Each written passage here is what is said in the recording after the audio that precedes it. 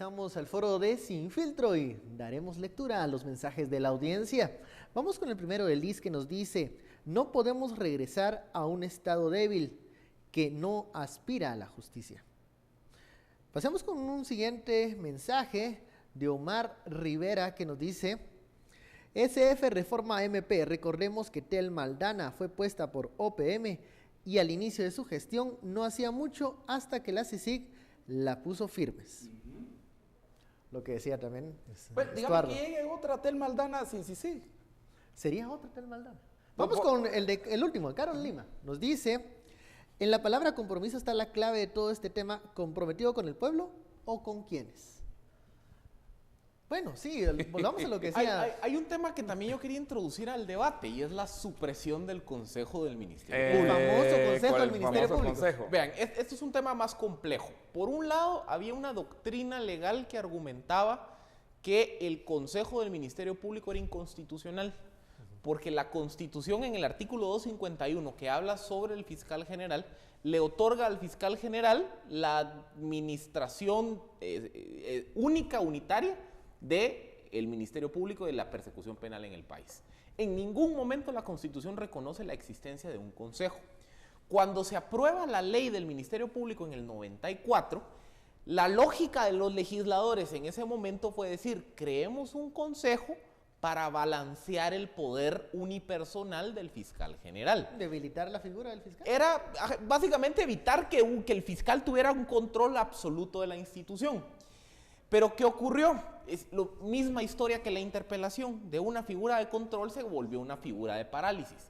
Porque el consejo, ¿cómo se integraba? Pues tenía asiento el fiscal general, 3 fiscales de distrito o de sección electos por sus propios pares en el Ministerio Público y 3 representantes electos por el Congreso de la República de la planilla de los candidatos del cual se eligió, que no fueron electos en la elección del fiscal.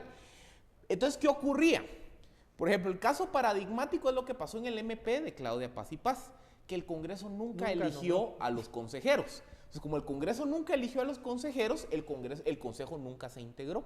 Entonces, todas las funciones del Consejo nunca se pudieron cumplir. Por ejemplo, al Consejo le daba la potestad de ser el órgano de apelaciones ante la destitución de personal.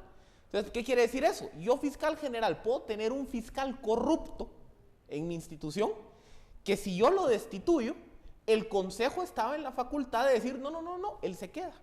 O peor aún, si el Consejo no está integrado, como no hay una instancia donde apelar, y como el derecho de defensa prima, ese fiscal corrupto se queda suspendido ganando con goce de sueldo.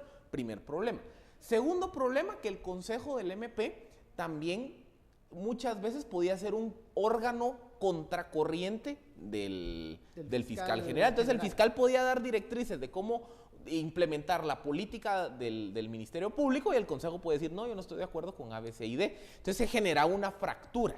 La reforma a la ley orgánica, otra vez, lo que está apelando es suprimir el Consejo y entonces que sea el fiscal general exclusivamente el que ejerza la administración interna del pero buscando fortalecer al fiscal general. Fortalecer el fiscal, pero cuidado, porque aquí empieza esa pugna entre fiscales y fiscal general. O sea, fiscales de distrito, todos los fiscales que están ahí, versus y yo creo que ningún fiscal quiere que el otro tenga un poder, digamos, absoluto.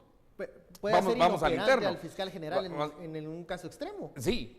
Pero al interno del Ministerio Público es el problema. Otra vez, una instancia de equilibrio o de balance que se convierte en una instancia para detener, llevar hacia adelante, ¿verdad?, los procesos. Curiosamente, casi todas las instituciones estas tienen consejos. Está el Consejo de la SAT también, ¿verdad? Tienen unos consejos ahí que se han establecido como formas. En cierta manera también es un premio a la carrera. Bueno, aquí en el proyecto de la reforma se quiere potencializar la carrera de los fiscales. De los fiscales para poder asumir que haya meritocracia. Sí, a ser fiscales generales. Pero regreso otra vez al punto que nos inició, y es: si alguien más va a tomar la decisión, y una decisión eminentemente política, por más que luchen por una carrera, no la van a tener.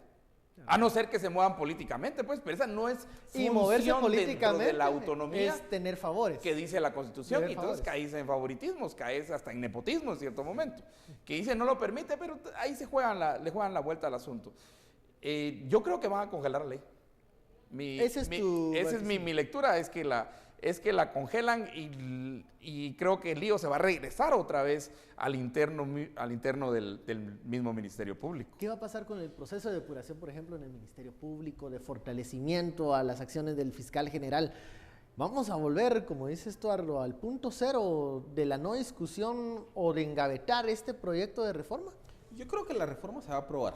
No sé si mañana, pero sí veo que por lo menos en las siguientes semanas, 2 semanas, va a haber reforma al Ministerio Público. ¿Por qué? Porque yo creo que como sociedad, partidos políticos y los diferentes actores relevantes, hoy básicamente lo que buscan han visto los resultados de una Telma Aldana al frente del Ministerio Público y justamente estas reformas van en la línea de fortalecer la figura del fiscal general. Y yo creo que con una fiscal, con los resultados que ha tenido Telma Aldana al día de hoy, me cuesta ver que los actores se alineen para darle esta señal de confianza. Golpe. Lo que sí hay que ver es a futuro, ¿verdad? Porque yo creo que con estas reformas, con una buena fiscal operando con buenos resultados y buenos principios, se fortalece la independencia del MP. Miremos qué dicen los resultados finales del sondeo que hemos lanzado en Twitter. ¿Qué cree usted? ¿Debe tener la potestad del presidente? 75% dice que no la debe tener el presidente de remover al fiscal general. Y el 25% sí, que creció. Eso es lo que opinan los internautas. Vamos a las conclusiones para cerrar esta media hora. Hay una propuesta aquí en Twitter que me parece muy interesante. Digamos, si no va a ser la opción, o sea, no puede removerla, hay una causal por lo menos en las reformas, pero podría ser también, como proponen, que me parece interesante, ¿verdad? Los presidentes de los tres organismos, ya no solamente el presidente del Ejecutivo, que sería el presidente constitucional, ¿verdad? Me parece interesante, pero yo creo que en el Consejo lo que hay que cambiar son las cualidades de quienes forman el Consejo. O sea, mejorar la calidad de quienes forman el Consejo.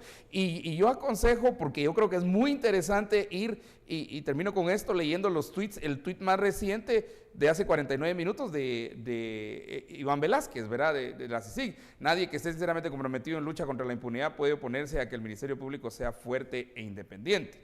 Cuidado porque puede ser también un cuarto, ahí sí sería un cuarto poder. Iván Velázquez, Guatemala necesita un Ministerio Público independiente, fuerte y con capacidad para enfrentar la impunidad y respetuoso del debido proceso. En eso estamos todos de acuerdo, ahí no hay mucha discusión. La transparencia en elección de magistrado y sigue, pero me parece interesante que quien esté dando la batalla por estos cambios sea el comisionado de... El comisionado Iván Velázquez. Iván Velázquez. Emitió un comentario en ese... Mi conclusión, yo creo que las reformas van en la línea de hacer un MP más independiente, de darle más autonomía al fiscal general respecto al poder del organismo ejecutivo. Y en las manos adecuadas, la herramienta es genial. En las manos equivocadas, por eso tanto el caso de Carlos de León, la cosa se puede salir de control. Y yo creo que esa es una invitación entonces a revisar el modelo de designación del fiscal. Porque vean, Telma Aldana es un accidente de la historia, en el sentido de que ella le pudo decir al presidente que le designó, perdón, pero yo a vos te voy a meter a la cárcel. Eso hay que revisarlo. Y revisar el tema de la designación, no solo que sea en manos del presidente, sino la comisión de postulación que nomina a los candidatos, implica una reforma constitucional. Yo creo que ahí es donde realmente está la guinda del pastel. Porque hasta que no revisemos el proceso de designación del fiscal general, se lo quitemos al presidente de las manos y redefinamos el modelo de las comisiones de postulación, siempre va a estar la posibilidad de que el día de mañana o en 8 años o en lo que sea, llegue un mal fiscal. Y eso hay que meterle un candado. Muy bien. Gracias, Philip, gracias, Estuardo, y gracias a toda la audiencia que nos sigue en Sin Filtro, esta media hora de debate, análisis y donde usted se queda con la última palabra. Nos vemos mañana siempre a las 10 de la noche. Tenga muy feliz noche.